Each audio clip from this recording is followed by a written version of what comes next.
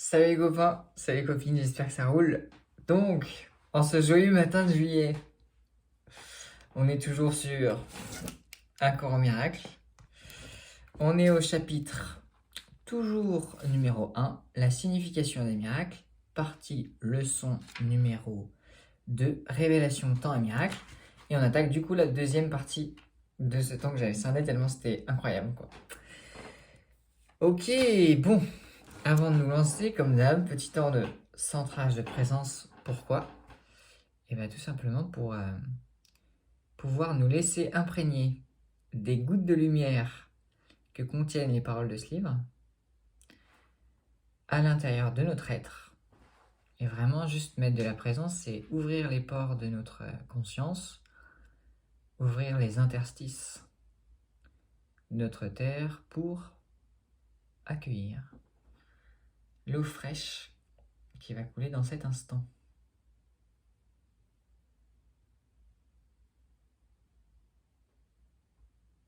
Donc, je nous invite à revenir sur notre respiration, prendre 1, 2, 3, 4 belle inspire, belle expire.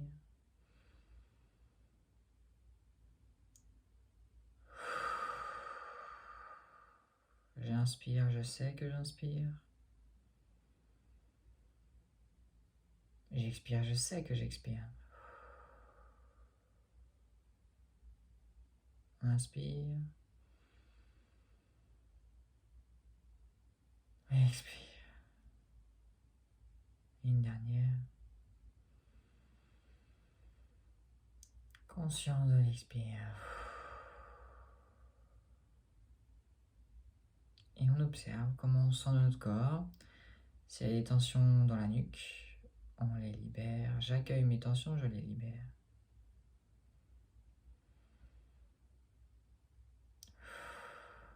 À l'inspire, je sens les tensions peut-être dans mes épaules. J'expire, je les libère. J'inspire, je sens mes tensions, j'accueille mes tensions dans le dos. Et j'expire, je les libère. Je sens mes pieds bien ancrés dans le sol, le sommet de ma tête, de mon crâne, en contact avec l'infini des étoiles.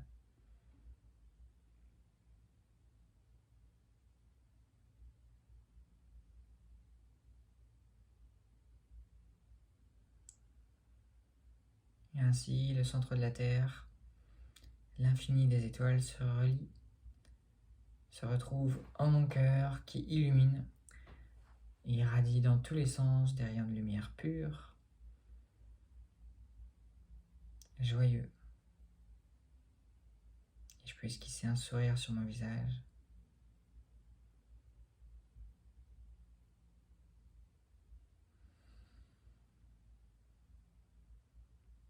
Et ouvrir ce cœur à l'expérience de cette lecture à partir d'un endroit où je ne cherche pas à comprendre, puisqu'en fait je sais déjà tout. Tout est en nous, il n'y a rien à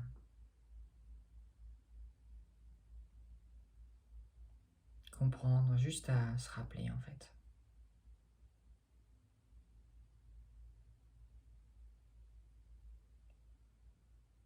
Pareil, cette invitation de lecture, c'est pas une invitation à croire, c'est une invitation à célébrer les endroits où on chante des mots, du sens, des partages viennent nous toucher, nous mettre en joie. Et à partir de cet endroit, les prendre et les intégrer dans notre vision du monde et voir qu'est-ce qui se passe. Est-ce que ça nous met en joie ou non, en nous rappelant que la joie, ça va être la boussole de notre existence et ce vers quoi, ce qui indique la direction du plein épanouissement de notre être. Yeah, welcome dans cet instant, dans cette lecture d'un cours en miracle. Ok. On va le mettre là. On voit bien, super. Petit coup de bouillon.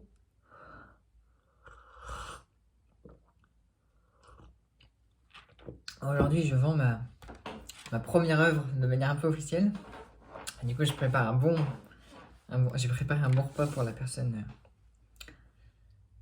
en question qui m'achète cette œuvre. Je suis très content. Et ça, du coup, c'est le jus du bouillon de la ratatouille que je prépare.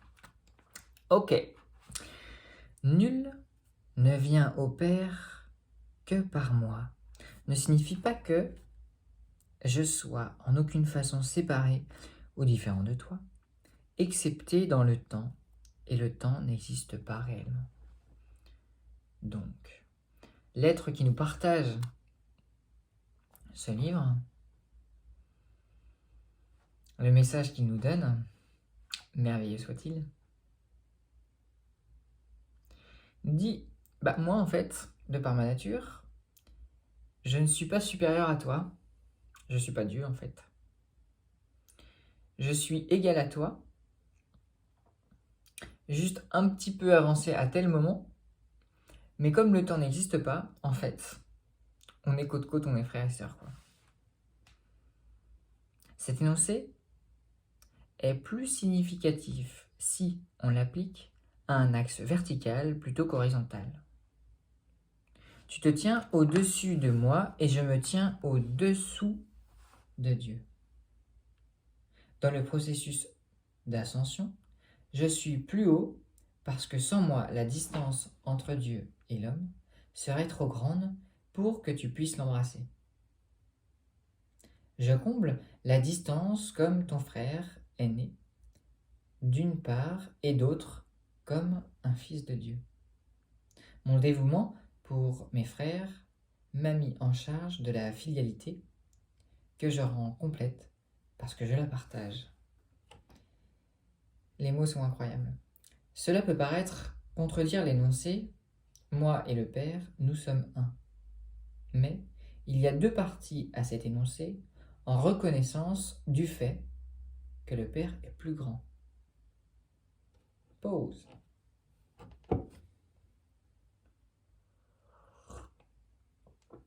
On revient à cette conscience de « je n'ai pas besoin de comprendre », je suis la connaissance, j'ai juste à me rappeler de ce que je suis vraiment. Et on offre, parce qu'en fait moi là je fais l'expérience de rien capter, on offre ça à la grande compréhension que nous sommes. Et ça se détend.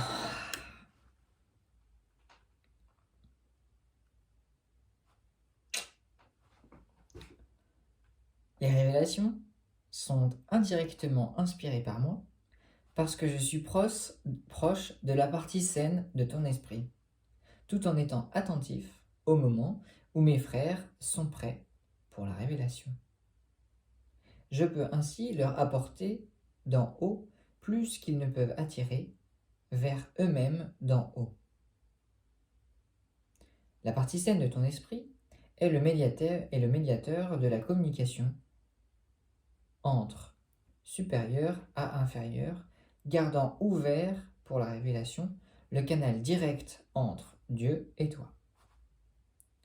La révélation n'est pas réciproque. Elle va de Dieu à toi, mais point de toi à Dieu. Pause.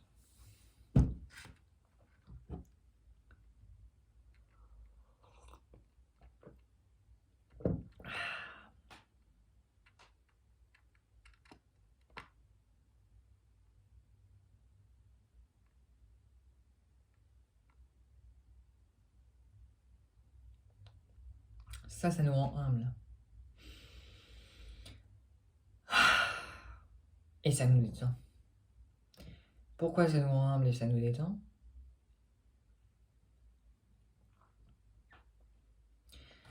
Parce que si effectivement Dieu, c'est ce soleil de l'unité qui produit des rayons de lumière que nous sommes, alors cette source vient en amont. Et c'est la lumière, c'est la source de la lumière qui va produire ces rayons, qui vont aller loin. Et nous, en tant que rayon, ce qui nous intéresse, c'est de nous rappeler de notre source, pour nous rappeler de cette unité de « ouais, mais en fait, on est tous des rayons qui viennent du même endroit ». On n'a pas besoin d'attirer ou de faire venir notre rayon jusqu'à la lumière, parce qu'en fait, c'est l'endroit de notre source, quoi. Donc ça serait un peu contradictoire, quoi, de vouloir emmener notre lumière vers ce qui produit notre lumière. Ça serait pas très logique, quoi. Donc là, c'est juste d'être humble de « ah, ok, cette lumière vient d'ici, et moi, en gros, je vais pas chercher à la rebalancer de l'autre côté. C'est parce qu'elle vient d'en haut qu'elle me traverse que moi, je vais avoir envie de l'étendre. Et pas de l'étendre vers l'endroit d'où ça vient, de l'étendre vers plus grand, et c'est ça ce qu'il appelle l'amour, quoi. L'amour, c'est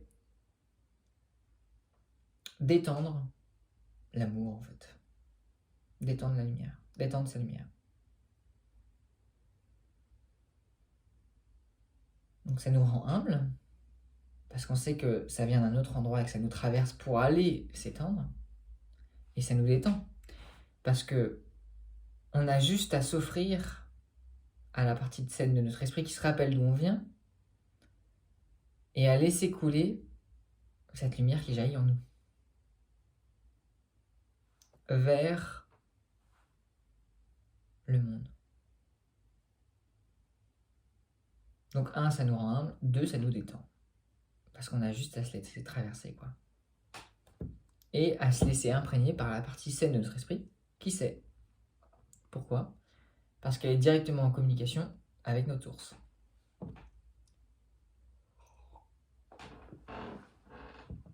Les révélations sont indirectement inspirées par moi, parce que je suis proche du Saint-Esprit, tout en étant attentif au moment où mes frères sont prêts pour la révélation. Donc en gros, là ce qui peut être un peu ambigu, c'est qu'au début où tu lis, tu es par moi, c'est-à-dire est-ce que c'est la partie saine de notre esprit qui nous parle à travers ce livre ?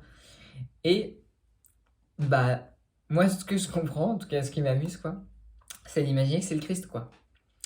Que c'est l'énergie du Christ qui juste nous partage à travers ce livre et qui nous dit que les révélations sont indirectement inspirées par lui, parce que de par la réalisation que cet être en fait merveilleux a choisi, acquis, intégré, alors il nous facilite en fait le travail. Il nous facilite en fait de nous rappeler, quoi. Comme un être qui nous aime, quoi. Le miracle minimise le besoin de temps sur le plan longitudinal et horizontal. La reconnaissance de l'égalité de tous les membres de la filialité semble comporter un temps presque interminable. Toutefois, le miracle entraîne un passage soudain de la perception horizontale à la verticale. Cela introduit un intervalle dont la valeur dont le donneur et le receveur émergent tous deux plus loin dans le temps qu'il n'en aurait été autrement. Le miracle a ainsi la propriété unique d'abolir le temps dans la mesure où il rend non nécessaire l'intervalle de temps qu'il couvre. C'est très beau, c'est très simple, c'est juste se rappeler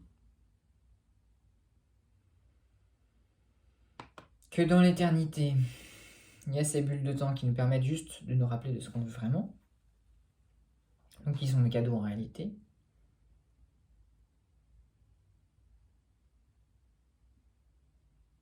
Et qu'apparemment on pourrait dire, ouais mais en fait, pour que tous les êtres se rappellent et agissent ce qu'ils sont vraiment, un peu comme des gens qui savent que manger des légumes ça fait du bien, mais qui mangent d'autres trucs, qui sont pas forcément pour le corps, il y a ce petit intervalle où le temps est utile juste pour se rappeler, ah oui ok, je sais que c'est ça, et ensuite je le mets en pratique pour ensuite le devenir.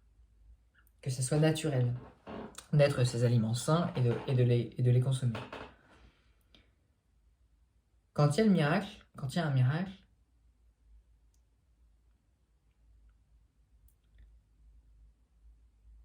c'est comme s'il y avait une faille dans le temps qui fait qu'au lieu que ça soit quelque chose de long, dur, éprouvant, de faire ce chemin vers une nouvelle alimentation saine, donc là, pour le livre, on pourrait parler d'une alimentation saine de notre esprit et de notre perception,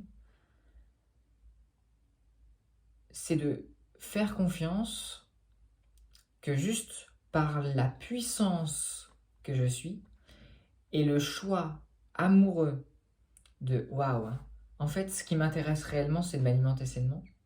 Alors, en faisant confiance à ce pouvoir que l'on déclare et à cette nouvelle décision, je vais me lever un matin et je vais faire ok, c'est bon. C'est bon, maintenant je m'alimente sainement, quoi. Maintenant j'alimente mon esprit, mon regard sainement.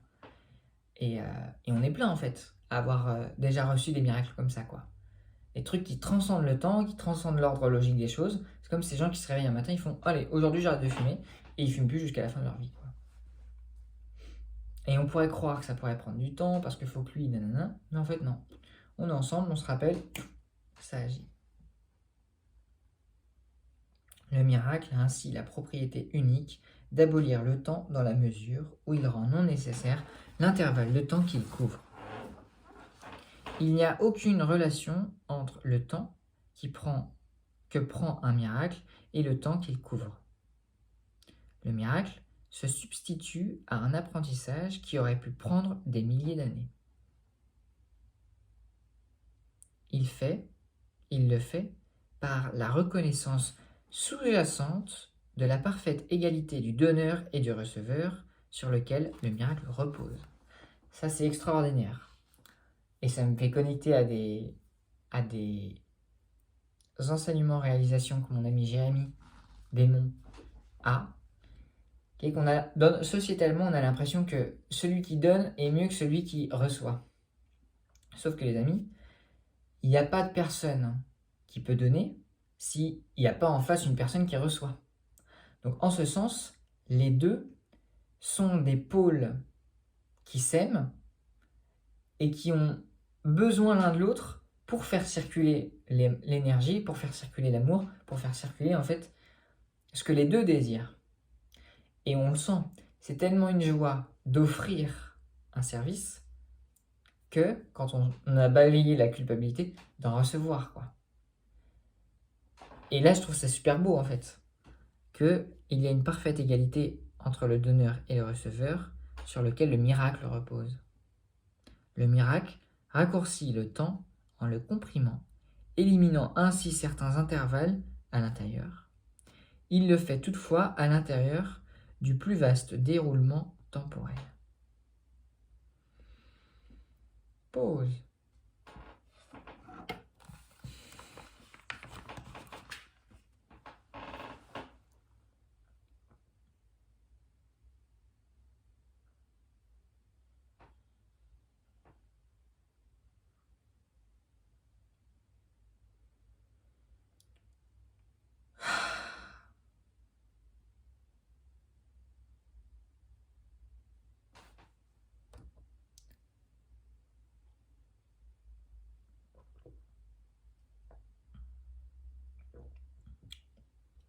Quand je partage, je célèbre qu'il y a des endroits où c'est encore un peu flou pour moi, où je partage que c'est pas encore une grande clarté que je maîtrise pas encore, et j'offre ça à notre bonne volonté, à notre enseignant, pour vraiment avoir pendant cette journée les réalisations de mais oui, c'est ça.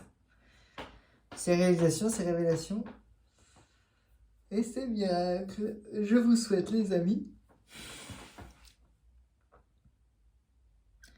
une magnifique journée, de magnifiquement vous rappeler qui vous êtes, la merveille de qui vous êtes, votre pouvoir infini, votre lumière infinie.